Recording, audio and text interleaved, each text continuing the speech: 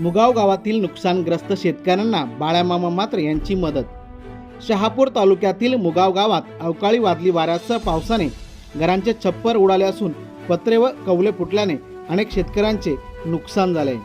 या घटनेची माहिती मिळताच मलेगाव गट माजी जिल्हा परिषद सदस्य राजेंद्रजी विशे यांनी नुकसानग्रस्त घरांची पाहणी करत भिवंडी लोकसभा महाविकास आघाडीचे उमेदवार सुरेश बाळामामा म्हात्रे यांच्या माध्यमातून पत्रे व कौले उपलब्ध करून शेतकऱ्यांना मदत केली।